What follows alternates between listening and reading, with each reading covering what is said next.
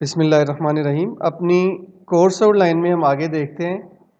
आगे अब थोड़े से इंपॉर्टेंट टॉपिक हैं if statement, logical operators, comparison operators और इसके साथ मैं कोशिश करूंगा कि मैथ फंक्शन से पहले मैं आपको लूप्स के बारे में थोड़ा सा बता दूं और उसके बाद फिर हम मैथ फंक्शंस को बाद में भी डिस्कस कर सकते हैं।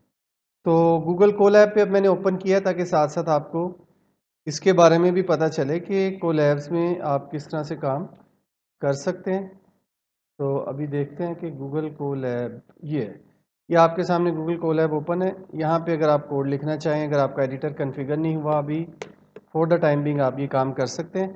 तो हम इफ़ स्टेटमेंट पढ़ने लगे हैं। एक्स में मैंने वैल्यू दे दी है 10 और वाई में हम वैल्यू दे देते हैं 10। ठीक है, एक्स में 12, वाई में 10। और अब हम कंपैरिजन करेंगे कि क्या एक्स वाई से बड़ा है या एक्स वाई से छोटा है या दोनों इक्वल हैं। तो पहले हम लिखेंगे इफ़, इसमें कोई ब्रैकेट यूज़ नहीं होती, इफ़ ए नहीं, X is greater than Y, उसके बाद कॉलन। ये तो लिखना ही लिखना है। एंटर किया ना तो आपने देखा ये कंट्रोल थोड़ा सा आगे आके रुका है। इसका मतलब ये है कि हम इफ़ स्टेटमेंट की हदूद के अंदर हैं। ये मैं आपको एक टिप बता रहा हूँ, ठीक है।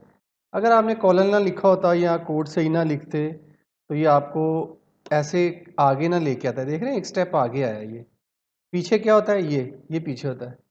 तो ये आपको एक स्टेप आगे ले जा रहा है। इसका मतलब वो आपको बता रहा है कि वो इफ स्टेटमेंट आप सही चला रहे हैं और आप इफ स्टेटमेंट की हदूद में। अगर एक्स वाई से बड़ा हुआ, जो कि हमें पता है कि बड़ा है, तो प्रिंट कर दो कुछ भी। आप in the name of Allah भी लिख सकते हो, लेकिन हम लिखेंगे x is greater than y. A की जगह एक्स लिखना था।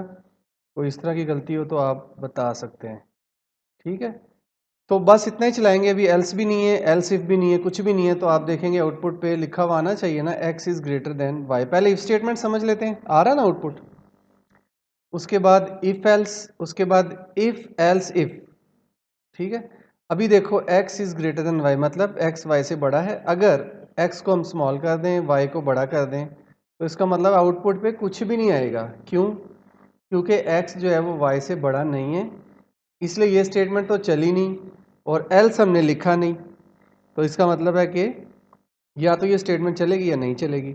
अब इसका मतलब है प्रोग्राम नामुकम्मल है, इसमें एल्स भी होना चाहिए। तो एल्स कॉलन, अगेन देखो कॉलन डाला है तो मुझे वो कंट्रोल जो है वो एक स्टेप, ये देख रहे हो, आगे आके रुका है, पीछे आके नहीं रुका। ये स्टेप आगे होता है, ये पीछे है।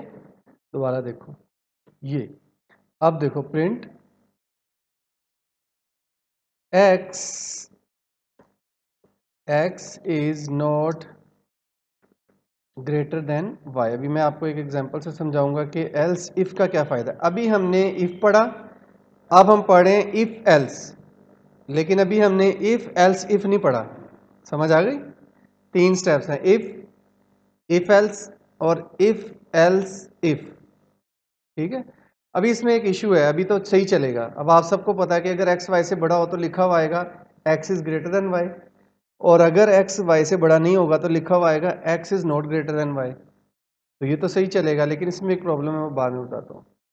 आउटपुट सही आ रही है ना, X is not greater than Y.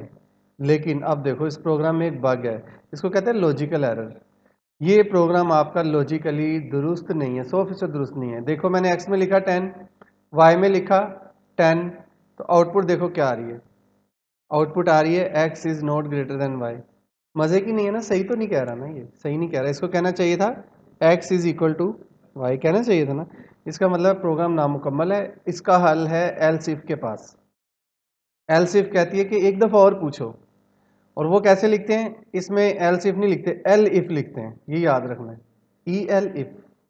ये तो सिंटेक्स है ना, ये मैं आपको अक्सर कहता हूँ, याद रखने की ज़रूरत नहीं है। लेकिन चलो कुछ चीज़ मेमोराइज हो जाए तो उसका भी फ़ायदा है। तो आप नेट से भी देख सकते हैं कि पाइथन में एल इफ सिर्फ लॉजिक बिल्ड करें। एल इफ, एल इफ में फिर आपको इफ स्टेटमेंट देनी पड़ेगी। If y is greater than x, तो नीचे लिख दो y is greater than x. मैं भी करता हूँ, ऊपर कोड सही गलत हो गया, मैंने देख लिया। Y is greater than x, y is greater than, y is greater than x, ठीक है। अभी भी प्रोग्राम मुकम्मल नहीं है, एंटर करो और एंड पे लिखो एल्स।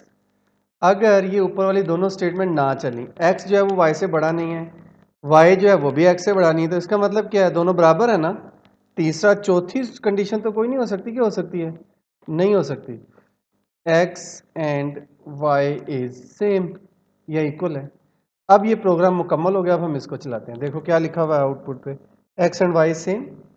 अब हम x की वैल्यू बढ़ा देते हैं, x की वैल्यू 16 कर देते हैं, तो आउटपुट पे आना चाहिए ना x is greater then y, आ रहा है ना। तो अगर हम y की वैल्यू बढ़ा देते हैं, 19 कर देते हैं, तो लिखा हुआ आना चाहिए ना y is greater then x, तो आ रहा है ना। इसका मतलब है ये इफ स्टेटमेंट हमारी होगी मुकम्मल, अब इसमें हमारी कोई चीज़ नहीं रह गई।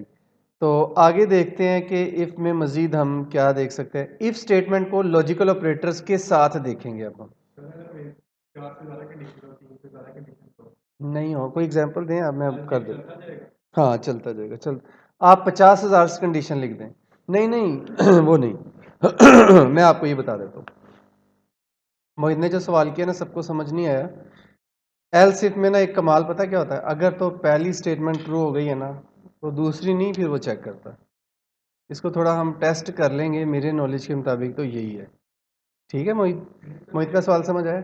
वो कहता है अगर 50 स्टेटमेंट लिखी हूँ, एल सिफ एल सिफ एल सिफ, तो मेरे हिसाब से एक ही चलनी चाहिए। टेस्ट कर लेते हैं ना, ये देखो एक्स को बड़ा करते हैं वाई से। मैं समझ गया आपका सवाल, फिर मजीद इसको एलेबोरेट करते हैं। एक्स 20 है, वाई 19 है, x is greater than Y, तो प्रिंट कर दो एक्स।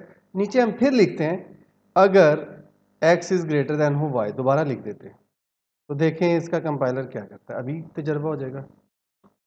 तजर्बा कामयाब हो गया, इसका मतलब ये है कि एल सिफ का ये रूल है कि अगर एक भी स्टेटमेंट ट्रू होगी तो वो आगे ही नहीं जाता, वो नहीं देखने जाएगा। अब देखो हमने दो लिखी, दोनों ट्रू है ना, देख रहे हो। पहली भी x is greater than y, हाँ जी दुरुस्त है। दूसरी भी x is greater than y, दुरुस्त है। तो नीचे क्यों नहीं गया वो, नीचे अगर हम इब्रार का नाम लिखे तो क्यों नहीं आ रहा ये नीचे, क्यों, क्योंकि एल सिफ का रूल क्या है कि भाई एक स्टेटमेंट ट्रू हो गई तो दूसरे पे हम नहीं जाएंगे। तो हम एक काम करते हैं यहाँ पे